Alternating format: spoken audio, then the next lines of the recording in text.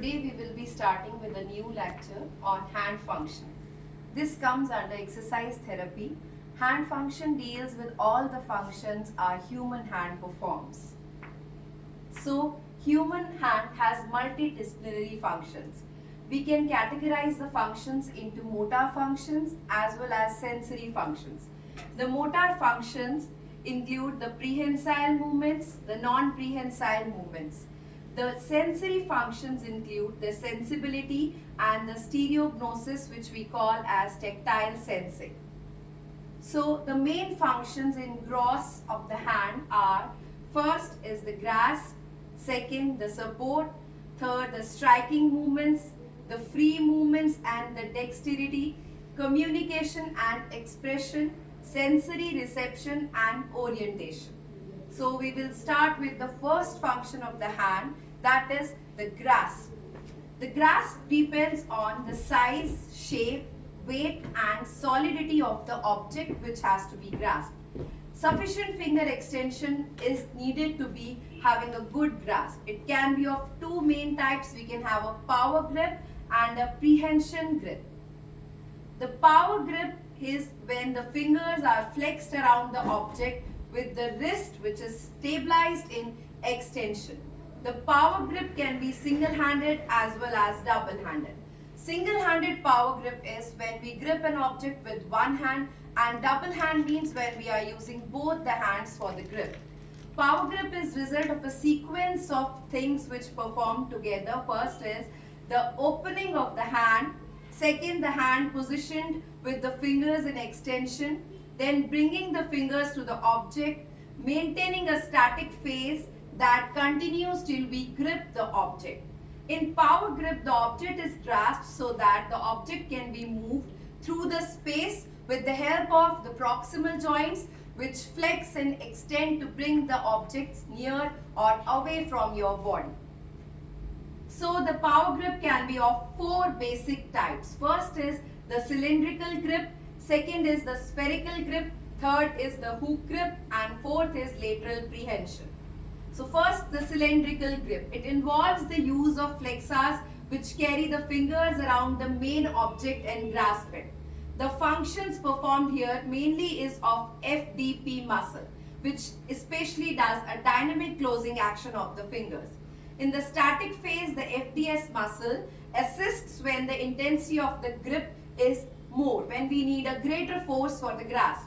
The intrasi muscles are considered to be functioning primarily as MP, metacarpophalangeal joint flexors, and abductors and adductors.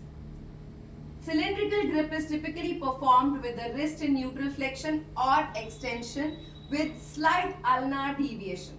The ulnar deviation also puts the thumb in line with the long axis of the forearm, which helps you to grasp the object properly. The thumb position in cylindrical grip is the most variable of digits. The thumb usually comes around the object and then holds it tightly. Here you can see this man holding a mobile phone. This type of grip is a cylindrical grip where all the phalanges are parallel to each other while maintaining the grip. The second grip is the spherical grip.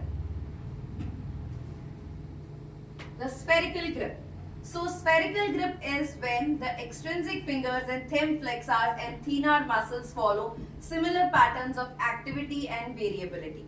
The main distinction can be made by the greater spread of the fingers. As we see in cylindrical grip, all the phalanges were parallel to each other, while in the spherical grip they are spread around the object as we hold a ball in from the hands. The phalanges are no longer parallel. The MP joint abductors must be joined by the adductors to stabilize the joint that are in the loose pack position or semi-flexion. Extension balances and controls the opening of grip, which it does in cylindrical grip as well. This you can see a man holding a ball. This is a spherical grip. Next is a hook grip. It is a function primary of the fingers. It may include the palm, but it never includes the thumb. The major muscular activity is provided by FDP and FDS muscles. The load may be sustained completely by the muscles. If the load is carried more distally from the DIP, flexion is mandatory. If it is proximally, then FTP can be doing the function. Now this is a hook grip. While we are holding a briefcase, a suitcase, whatever, that grip is hook grip. Next is the lateral prehension. The lateral prehension here contract occurs between the two adjacent fingers. The MP and IP joints are usually maintained in extension as the continuous MP joint simultaneously abducts and adducts. This is the only form of prehension in which the extensor muscles predominate in the maintenance of the posture.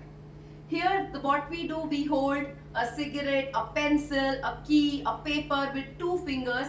That type of grip will be lateral prehension. Here you can see a man holding a paper. This is lateral prehension.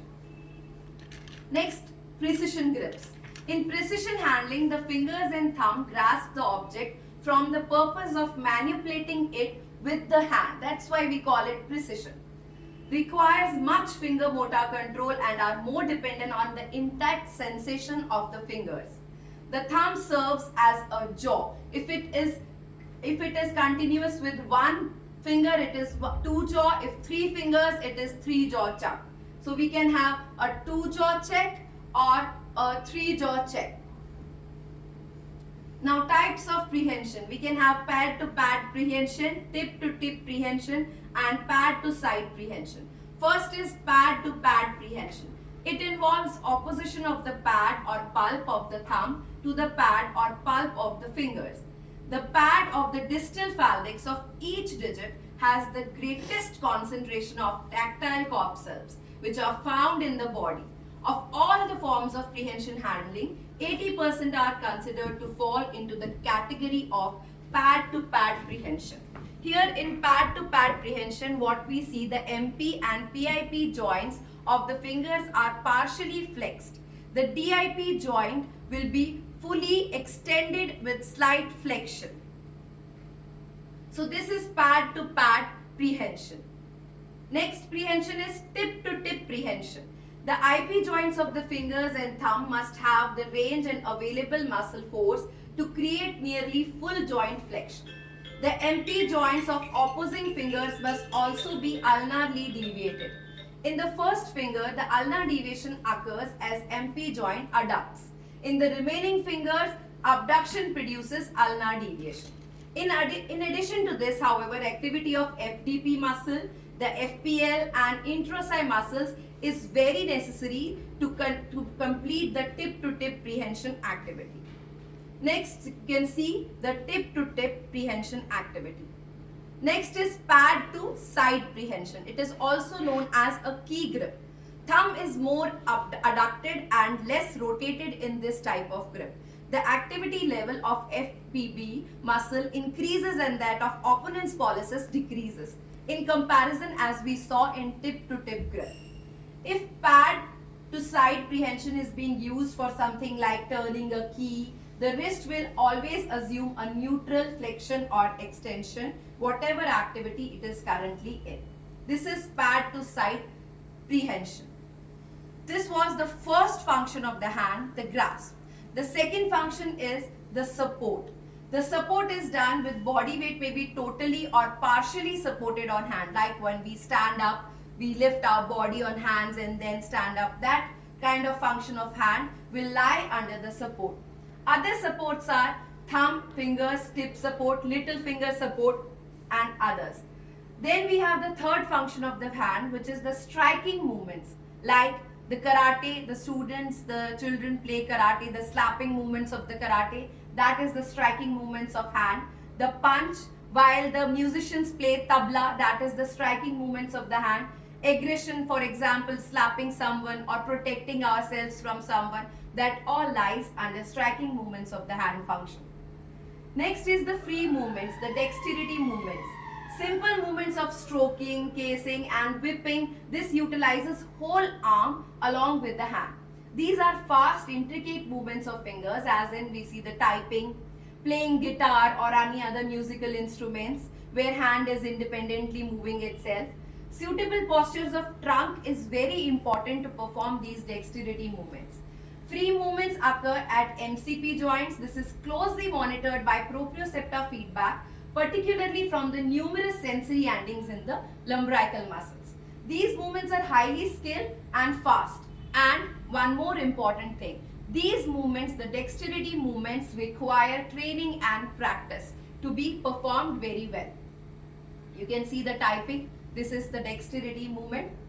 Next is the communication and expression. Hand is also used to communicate and express our inner feelings. For example, gestures we use like namaste, tata, come here, go back, greeting someone like namaste again. Sign languages which is used in deaf and dumb, which are used by deafs and dumbs, comes also under communication and expression function of the hand.